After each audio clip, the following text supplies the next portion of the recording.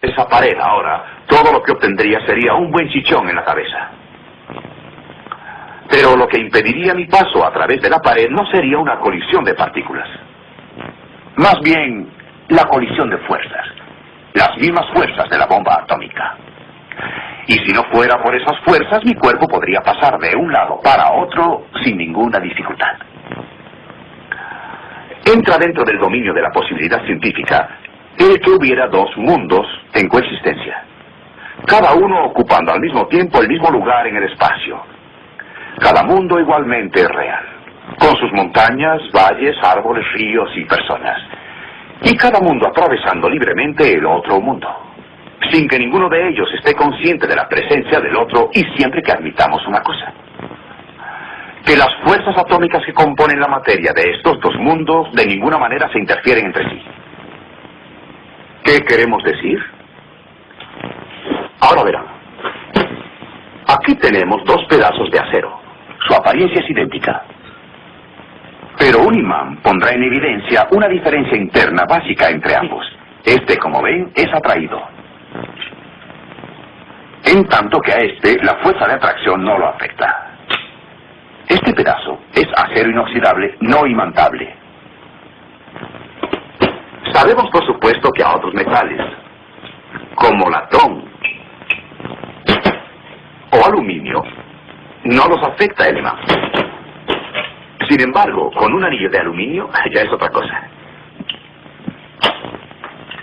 Puede quedar suspendido en el aire por las fuerzas electromagnéticas de lo que en realidad es un transformador.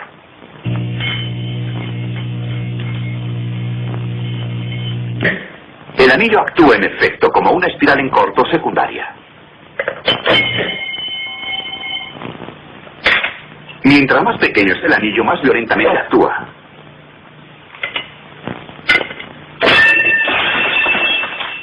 He aquí otro anillo, pero fabricado de un material que no conduce la electricidad. Y nada absolutamente le pasa. Aquí hay otro ejemplo. Varios miles de vatios de potencia forman esa chispa. Si reemplazamos este mecanismo por esta espiral de cobre, la misma potencia fluye por la espiral. Es invisible y no afecta a muchas sustancias. Pero ¿cuánto calor genera? A la madera, papel, sustancias que pensamos que son sumamente inflamables, no las afecta en nada. Un pedazo de lana de acero explota en llamas inmediatamente.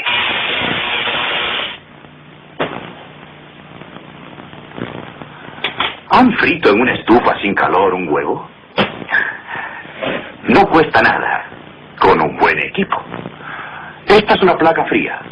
Y como es fría, se puede hacer de madera si lo desean. Pero hay que ponerle en el interior una espiral de alambre y esta conectarla a una corriente alterna de alto voltaje. Y ya está listo. A fin de singularizarnos más, usaré aceite de motor en lugar de comestible.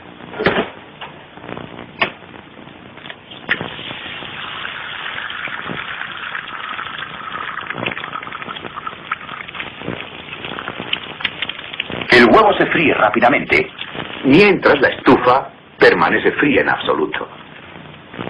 Y por si desean leer mientras guisan, pueden freír su huevo encima del periódico. Con un dispositivo así pueden levantarse en la mañana, sentarse en la estufa, leer con calma el periódico y freír el huevo en su regazo. Este es otro ejemplo de la selectividad que pueden presentar las fuerzas físicas.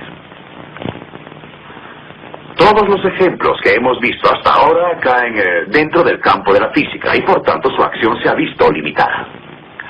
Podemos, sin embargo, citar ejemplos que trascienden la física pura y con claridad demuestran la realidad de estos dos mundos. Encontramos ejemplos en la reseña histórica de este libro. En los primeros capítulos del Génesis, Dios y el hombre estaban en perfecta armonía. Eran uno los dos mundos. Luego el pecado se presentó. El hombre dejó de creerle a Dios, desobedeciéndolo. E inmediatamente Dios se separó del hombre. poniendo una barrera invisible pero muy real entre él y el hombre. Esa barrera ha seguido existiendo durante siglos. Pero hace 2000 años, según la Biblia, Dios tomó carne y habitó entre nosotros. No eliminó la barrera, sino que Él la atravesó. Como hombre se humanó en carne y sangre, y al hacerlo nos proporcionó el medio de reunirnos con Él atravesando la barrera. Durante 33 años Cristo permaneció en la tierra, muriendo luego cerca de la ciudad de Jerusalén en una cruz. Pero al tercer día, resucitó de entre los muertos. Veamos qué sucedió aquella mañana de Pascua. El relato está en el capítulo 20 del Evangelio de San Juan, empezando con el primer versículo.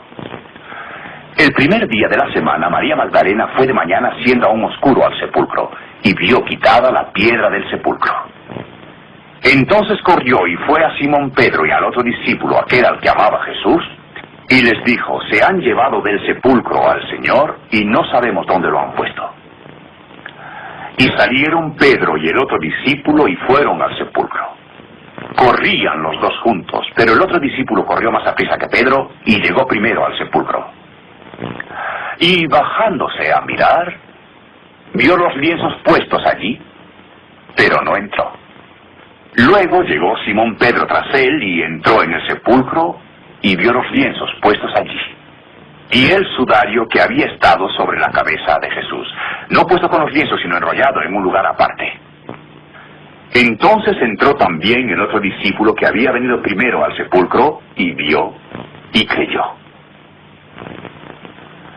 ¿Pero qué creyó? Pues que había resucitado de entre los muertos Cristo. ¿Qué fue lo que le indujo a pensar así? ¿Una tumba vacía? No. Si hubiera sido la tumba vacía, habría creído con María en que alguien se había robado el cuerpo de Cristo. No vio la tumba vacía.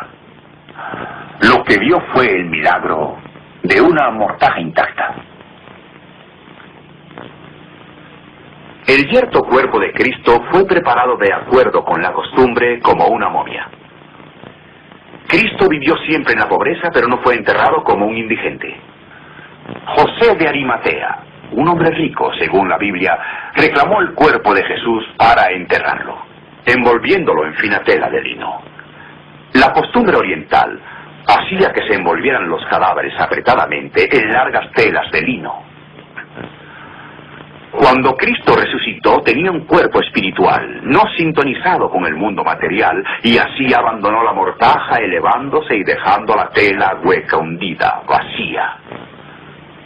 Se podrá decir: bueno, está bien, pero ¿por qué estaba la piedra quitada del sepulcro? No fue a fin de que él saliera, más bien para que entraran, vieran y creyeran sus discípulos, volviéndose testigos oculares de un hecho de enorme importancia. Al atardecer del mismo día, los discípulos se reunieron confusos y temerosos a puertas cerradas en una habitación. En eso Cristo se apareció en medio de ellos y dijo: paz a vosotros. ¿De qué manera entró? Cristo entró en la habitación en la misma forma en que abandonó la mortaja y por la misma razón. Tenía un cuerpo espiritual. Un milagro se verificó, es cierto, pero el milagro no fue que Cristo atravesara el muro. Más bien que sus discípulos con ojos puramente físicos pudieran verlo. Hemos dicho que Cristo resucitado no sintonizó con lo material. ¿Qué queremos decir?